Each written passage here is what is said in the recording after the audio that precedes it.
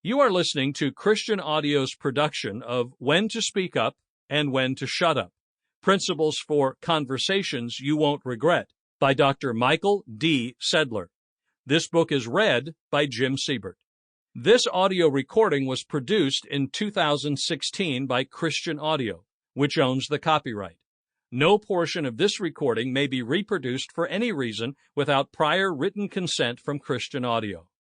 This edition issued by contractual arrangement with Revell, a division of Baker Publishing Group, originally published by Baker Publishing Group in English as When to Speak Up and When to Shut Up, Principles for Conversations You Won't Regret.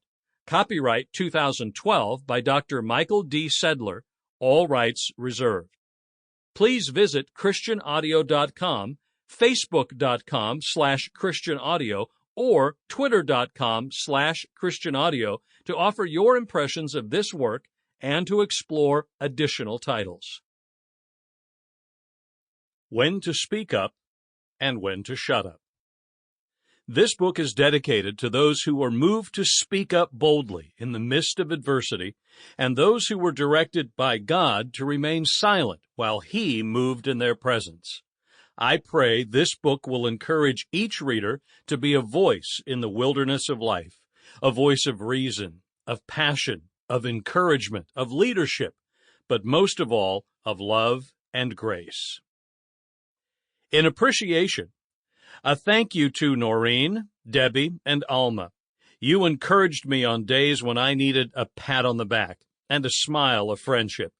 To the people at Chosen and Baker, Jane, Ann, Karen S., Karen V., Sheila, and the rest, I am honored to be associated with such a professional group of people. To my faithful wife, Joyce, thank you. You are an excellent wife and truly my crown. 1. Never again. Psalm 39, verse 2. I was mute with silence. I held my peace even from good, and my sorrow was stirred up. I can't take it anymore. I'm going to a lawyer to start divorce proceedings. The words were sharp.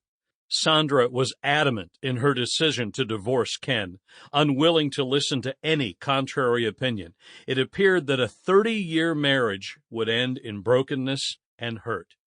I was fresh out of graduate school with my Master of Social Work degree. While I was working full-time in the school system as a social worker, many people in our small community approached me for counseling services. Directors of the local mental health facility asked me to connect with them to help with their unmanageable caseloads. In addition, several local pastors called upon me to meet with some of their members who needed counseling. It was through one of these church contacts that I began counseling Sandra regarding her struggling marriage.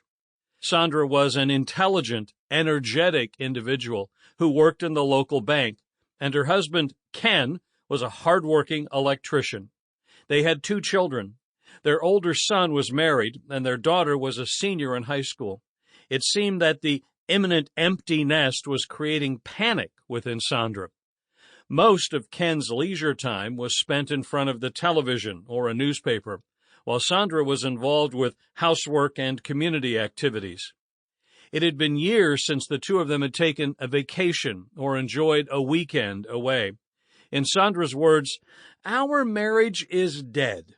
We are a married couple living separate lives."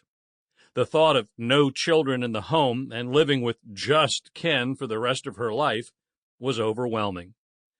I began meeting with Sandra on a weekly basis. She did not want to include her husband in our sessions, stating it wouldn't do any good.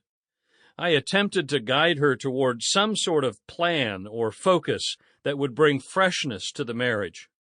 While her words were usually positive, her actions revealed a deeper truth. She was tired, hurt, discouraged, and angry. Due to these emotions, Sandra was unwilling to allow for the possibility of change. She had Ken trapped in a prison of blame.